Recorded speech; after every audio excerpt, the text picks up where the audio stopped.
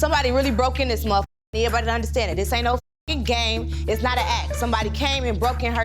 I don't want to do two-cut action, none of that shit. Like, whatever you want to talk about it. This is a up situation. But then Thug and the rest of YSL was included in the indictment. It's tough. But since everything happened, I just really been going like 10 times harder. Do you feel like you're in a better like spot mentally right now? Yes, I am. Before everything kind of happened with the indictment and stuff, like I was dropping music. You know, I was being super consistent. That was what helped me my first year, just dropping. And then right in August, I dropped a project. And right before that, everybody had got like locked up. And it was right before my big moment, and it was like everybody was like waiting on it, banking on it. Like we was all in the studio listening like, bro, this finna be crazy, we finna go hard with promo. And that happened. And then it's like I didn't have my people to back me, like Gunna, Thug, like everybody was like, they was gone. Yeah. I ain't gonna lie, it broke my spirit a little bit. I just kind of was like, in my head so much, you know? Oh, I know. Like, you can get in that funk where it's like you can't even be creative and Sometimes I get kind of just like confused, like what's next? So I've been talking about maybe moving to New York, but I'm not like making a decision right now. So you gonna fire me? Tuson, you firing yourself. No, you I'm big not. dog now. Talking about? Okay, I still want my job. Tuson, how? You ain't gonna be able to work. Yes, you I gonna be am. on tour. In a minute, I'm gonna have to work for your ass. I'm gonna be your hairstylist. Tuson he has not been here for me, physically, emotionally. You have not. You've been You have not been in hypnotized. That's Atlanta. what the been going on. Deontay, You still supposed to work whether I'm here or in Dubai. Get done. Boy, please. I didn't get beat on by all type of never, not one time thought, I'm gonna call my daddy, you know what I'm saying? Like, I used to feel like if you don't fight me, then you don't love me. My daddy should have always told me that is never okay. Yeah. Never.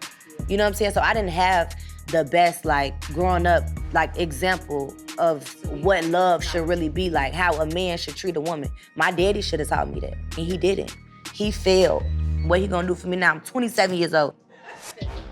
I don't let your son see me mad or upset, especially if it's something that has to do with his dad, because I try to keep that as healthy and just cool as possible. But I am gonna hold him accountable and let him know that he f***ed up.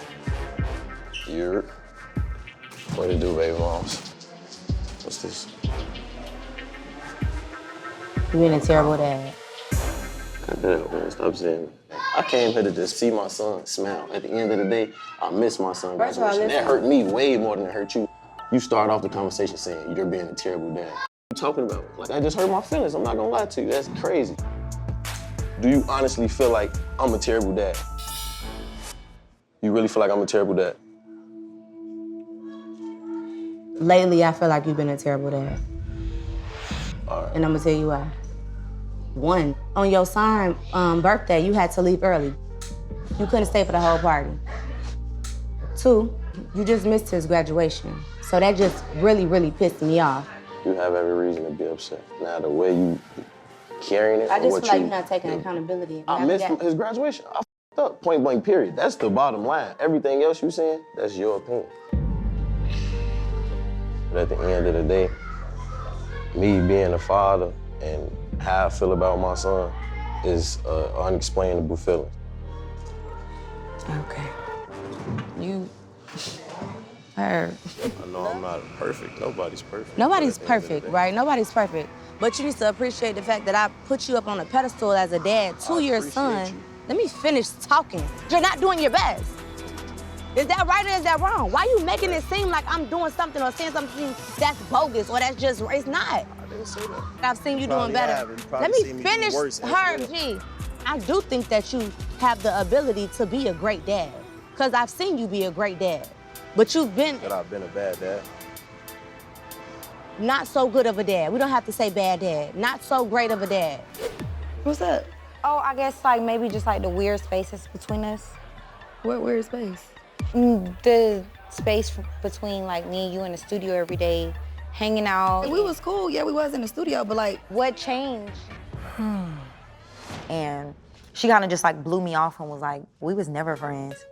Like, It was like you was a nobody. Yeah, it was basically. just like, what? It was business. And I'm like, if it was business, I would have got paid. I didn't get paid to pull up on you.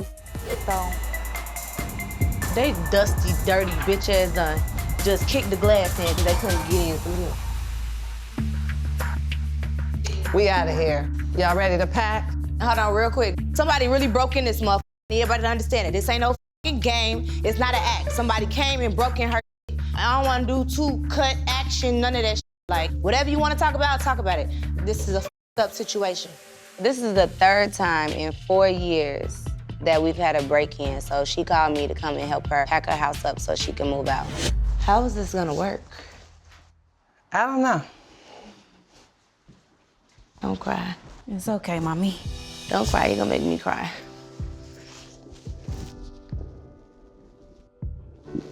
Think that coming in somebody's house to get some valuables or some shit is worth somebody's life? They just turned my life all the way upside down. Again, I'm done. I'm from Chicago and I ain't get it like this. Never. And we done lived in a hood, baby. And they talking about Chicago is bad. Yeah, okay. I still feel bad. Like it's my fault or something. I mean, I know it's not my fault, but you know what I mean. It's not your fault. Everybody in your position, I'm sure, has to deal with this with their family, baby. I love you. Love you too, girl. Love you too. Being famous, it's like a gift and a curse. You know, it's like it's good things to it, and then it's terrible things like this. And I feel like I put my family at risk. A minute ago, I had seen Tuson out. We was both in the same party. We ended up staying together throughout the whole night. And I told him, like, we should work, we should get in the studio. And then when he proceeded to give me his number, I told him, DM it to me. In my eyes, I feel like that's so petty, so catty. I'm like, he just reaching for a reason to not like me or come in this party and possibly not speak to me. But it's not, I was just saying that was the reason why I felt some type of way, but we never had a conversation about that. I just feel like that's just not real. Like, is that a valid reason for you to hold this grudge or whatever is given? I don't know if maybe he feel like I'm beneath him, the situation is beneath him. I just wish he would have spoke on things sooner.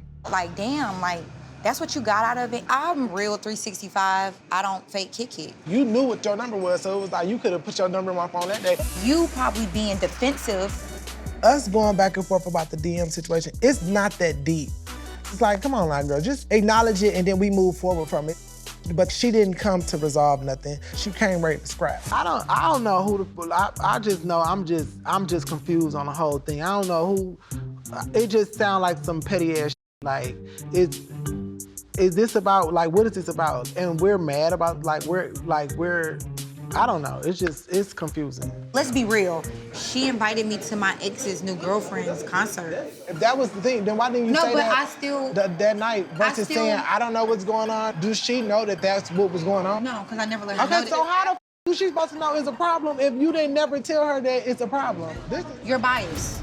You haven't said one thing, and I know you, Tuson. Okay, so if like somebody, what? Okay, like what? Since you said I was turned up and TTU and so lit, I'm just telling you how you being condescending I never to me. said you was on 10. The whole time you did. In the beginning, you said you was on one the other night.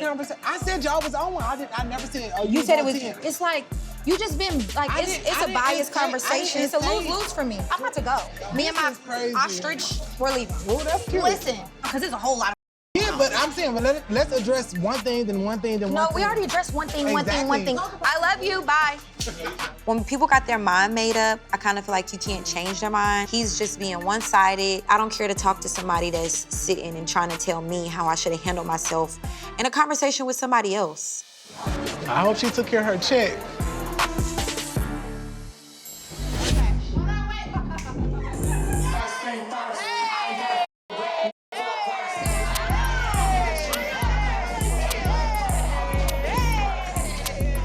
Fun, drunk, real lit. I know how to throw an event. The straw that broke the camel's back is definitely the nose bob. Like, you don't tap my motherfucking nose like I'm a dog. What?